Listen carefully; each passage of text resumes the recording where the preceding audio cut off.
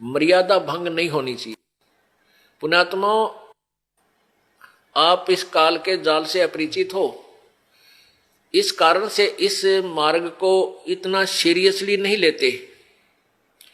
आप केवल पहले आते हो सुख के उद्देश्य से कि मेरा ये हो जा, बेटा हो जा, बेटी हो जा, कार हो जा, कोठी हो जा, टोटा दूर हो जा, कर्जा उतर जा, छोटा मोटा को शारीरिक कष्ट है वो दूर हो जा। ये तो आपको फ्री ऑफ कॉस्ट होगा यदि आप सच्ची श्रद्धा से भक्ति करनी प्रारंभ कर दोगे।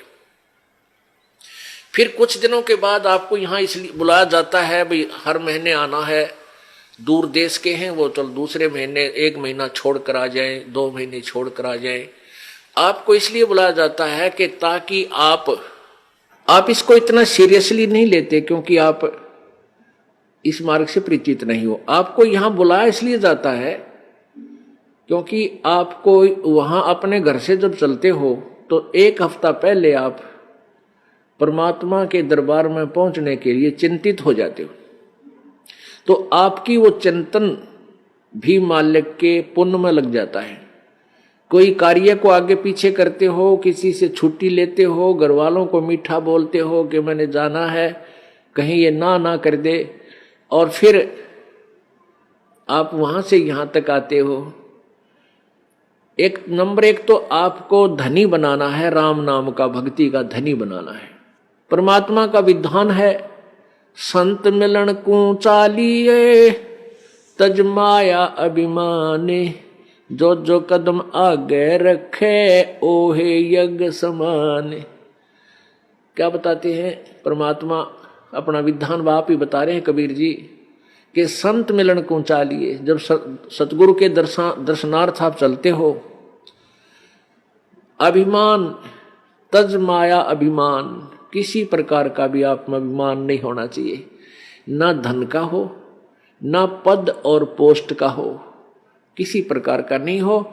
जैसे एक रोगी व्यक्ति जिसको पता लग गया कि तेरी जान जाने वाली है और वो डॉक्टर के पास जाता है, चाहे वो कितना बड़ा अधिकारी है और कितना पैसे वाला है, वहां वो अपनी उस पोस्ट और पैसे को नहीं आगे रखता, उसका दिखावा नहीं करता, अपनी जान बचाना चाहता है। डॉक्टर जहां कहता वहीं लेट जाता है, कपड़े उतारने को कहता तुरंत उतार देता है, कोई रिपोर्ट करवाने के लिए संकेत करता लिख कर देता, तुरंत उठकर चला जाता है। तो पुण्यात्मा, सच्चे दरबार में जब भगत आवे, उसका दृष्टिकोण, उसका उद्देश्य, उसका भाव ऐसा होना चाहिए जैसे सीरियस रोगी, सीरियस पेशेंट और हॉस्पिटल में जाता है, उसमें कोई नखरा नहीं होता। ऐसे जब आप सच्चे दरबार में आओगे,